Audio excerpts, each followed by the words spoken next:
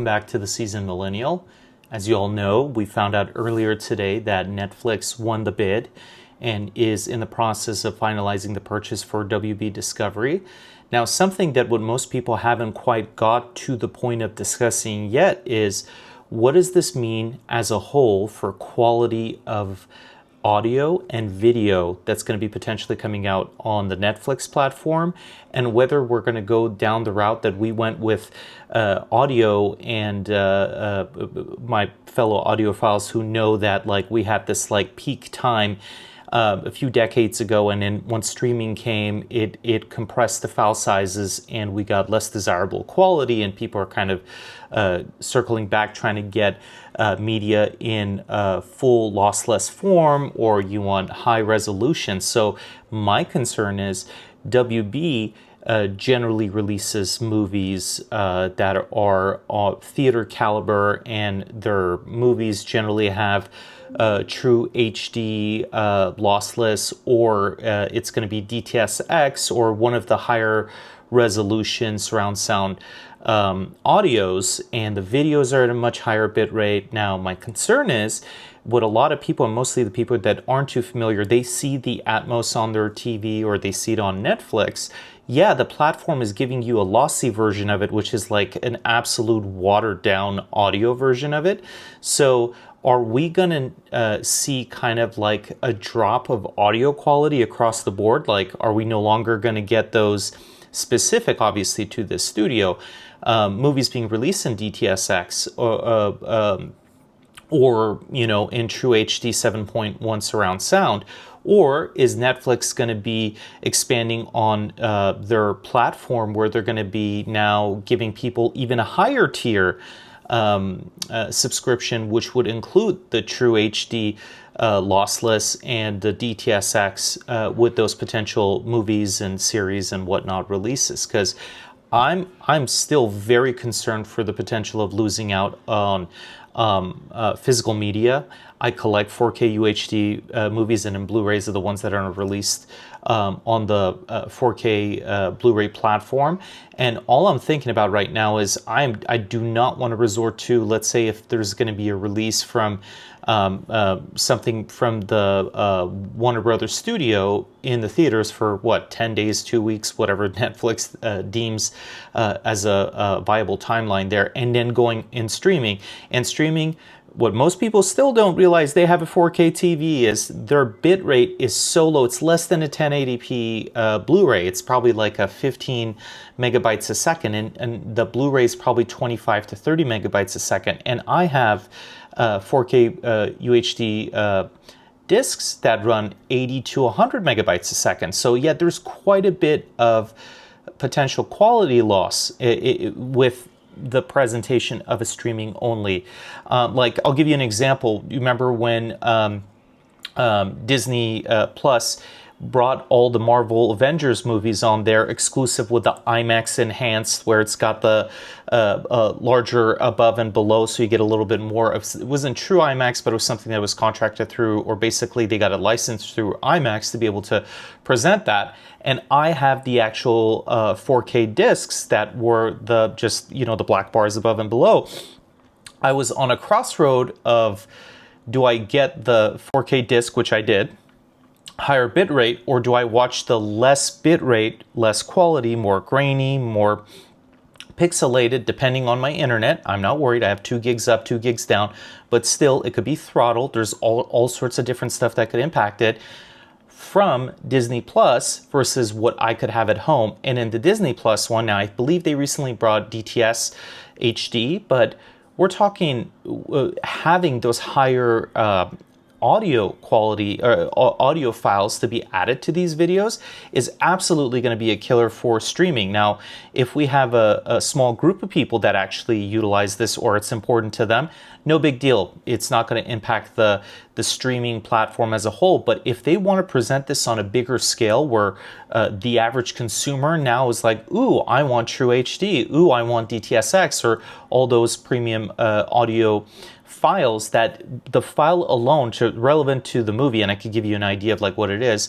So for example, the Lord of the Rings, the extended edition, like the disc for the Fellowship of the Ring was, if I'm not mistaken, a little over 100 gigabytes. So of the 100 gigabytes, probably, I'm just throwing a number out there, 20 gigs of it is just the audio. So think of it this way. Can you imagine what the bandwidth is needed if there's hundreds of thousands, if not millions of people trying to stream the same video with that same audio quality? Now, they might not all have the equipment to basically view it, but now that's a new money printing scheme that I'm sure Netflix is going to present in this scenario. So this goes hand in hand in why I'm a little bit worried about this whole Netflix purchase of WB, and how this might reflect on the other remaining studios out there. I believe Universal's doing a great job out there.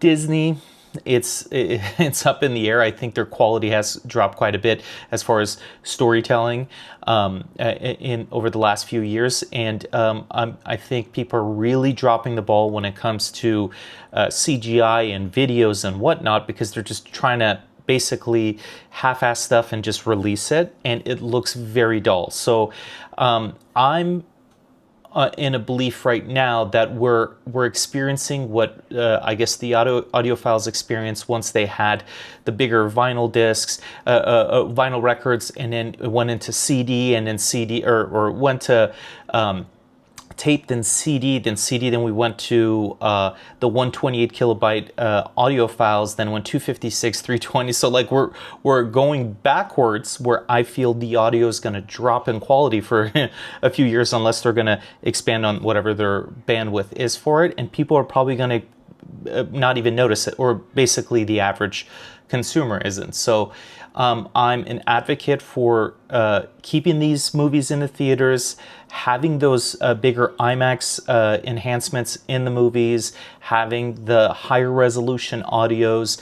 I hope they continue to produce high quality videos, or high quality audios and videos, and not to just basically half-ass it and just quickly put it on the platform to get more subscribers. So it's going to be an interesting next, I would say, 5 to 6 months to see what they're going to be kind of I don't know if they're going to be talking about what they're going to do with that, but it's going to be, you're going to get an idea once you see if Netflix starts presenting a new subscription tier with a higher resolution audio, that they have been planning something like this probably longer than even WB has been planning on publicly going for sale. They were just kind of looking for a reason behind it. So would love to hear your guys' thoughts on this. If there are any fellow video and audio files out there that are looking for top tier quality.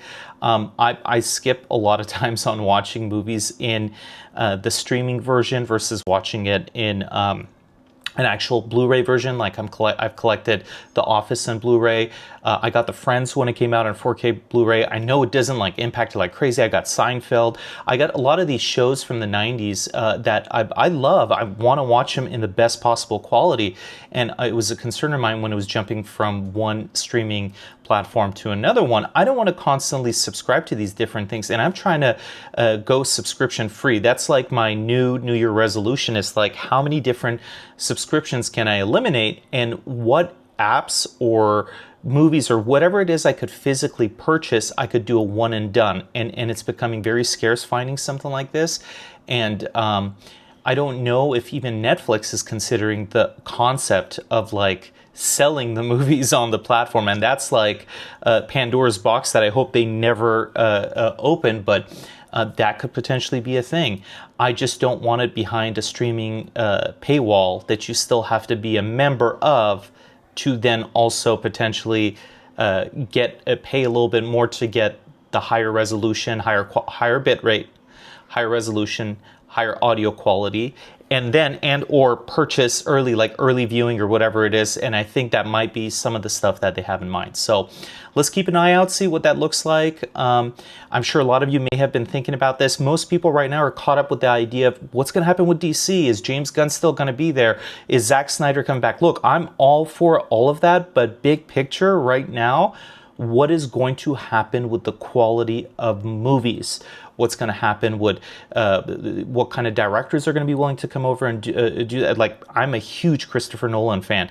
Is he going to be a director who's going to be like, oh yeah, I want to go to that studio? I know he parted ways with WB years back, especially when they started discussing going straight to streaming. But good luck trying to get the bigger name directors where they're all about keeping stuff in the theaters. And then he is a huge advocate for the IMAX cameras and filming in IMAX. So is Netflix going to be bringing IMAX? Are we going to be utilizing an open mat kind of setup, or is it just going to be black bars? A lot of these things, there's a lot of things to, kind of look at. So we'll keep you guys updated as we get more information as what this is going to look like, how it's going to pan out. Other than that, it's been great seeing you guys again. I'll catch you in the next video.